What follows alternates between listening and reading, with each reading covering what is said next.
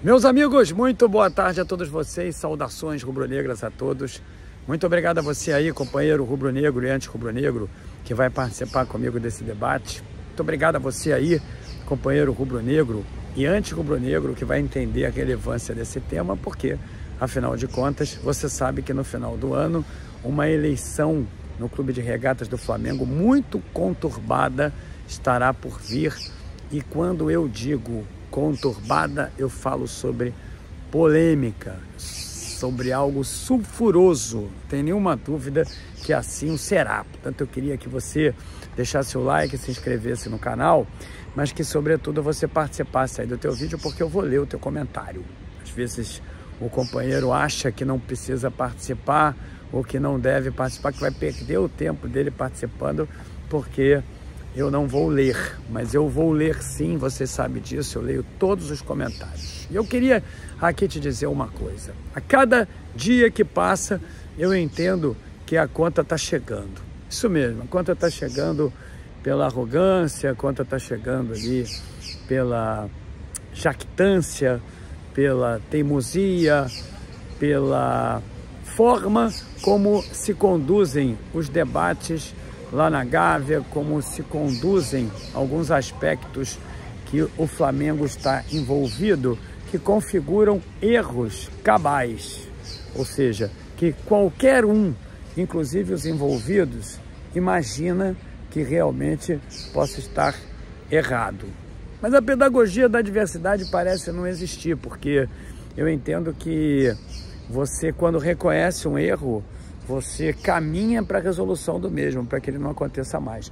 E para o Landim está tudo certo sempre. Eu nunca vi o Landim afirmar que errou em qualquer situação nesses anos de presidência. Eu nunca vi realmente, por mais méritos que ele seja, ele reconhecer que houve qualquer dificuldade dentro do Flamengo.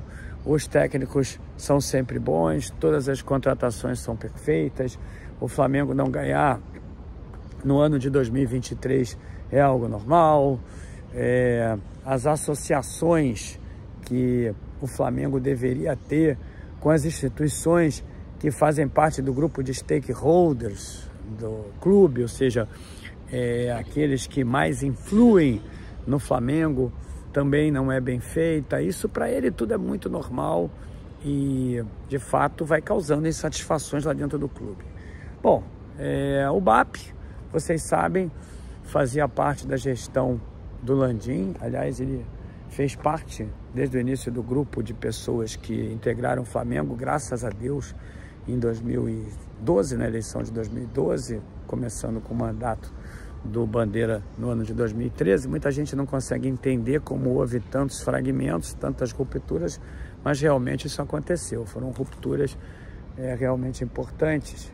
E o que eu não esperava realmente é que houvesse essa ruptura por parte do BAP com relação ao Landim, porque eles sempre foram muito unidos. E a cada dia que passa, o Flamengo vem vivendo essa estranheza, ou seja, pessoas que eram aliadas do Landim, rompendo ali com a indicação que o Landim vai fazer no final do ano, para que concorra, aliás, já fez, para que concorra à presidência do Flamengo, o Dunche de Abrantes, que é até um cara que ele deve, porque sempre o apoiou bastante, e exatamente comprometendo ali o número de votos que o Dunche vai ter ao longo dessa campanha, ou seja, no dia da eleição. Então eu queria dizer a vocês o seguinte: hoje, por exemplo, o Toches formalizou o apoio à campanha, outro dia foi o Prakovnik, houve também o Kroll de esportes amadores. Isso é muito importante, viu, meus amigos, porque o esporte amador define a eleição lá no clube, realmente define, porque são muitos associados,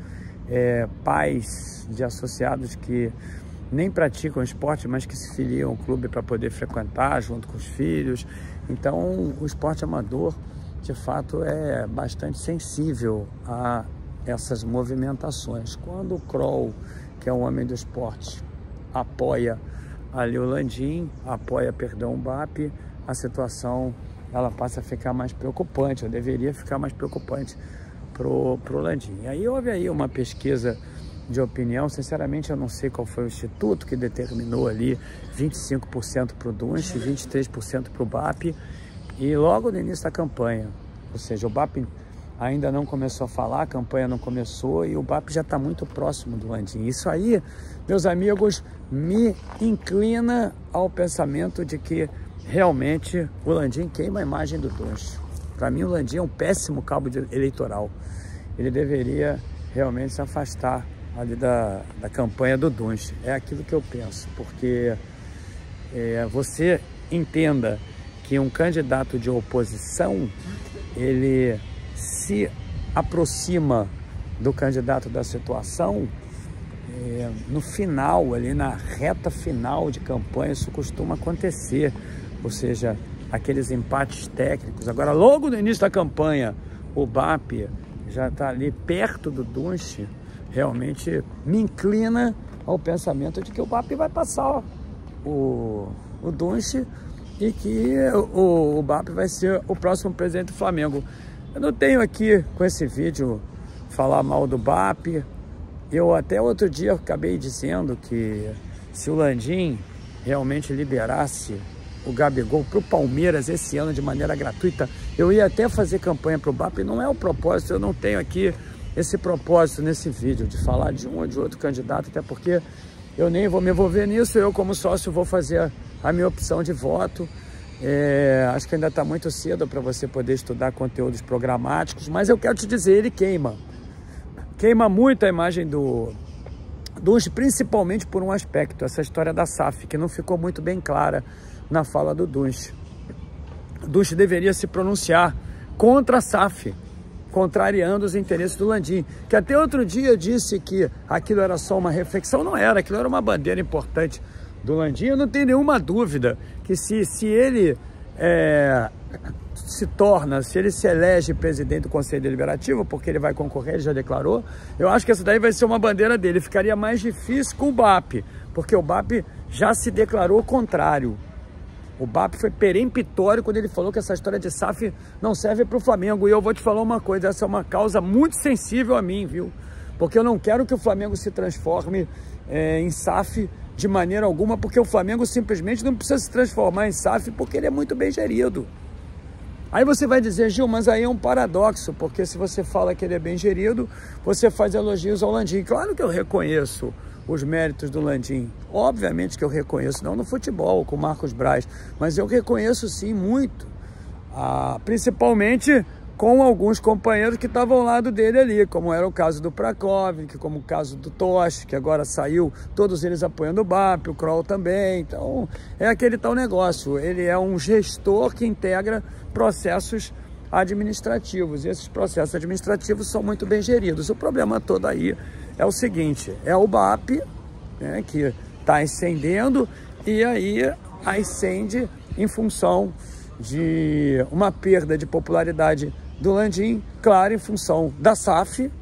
Meus amigos, nós precisamos entender que assim o seja, e principalmente também em função das escolhas que ele faz ali no departamento de futebol do Marcos Braz. Então tem dois elementos, dois agentes de queimada de filme, meus amigos, do Dunche, se vocês assim me permitem dizer.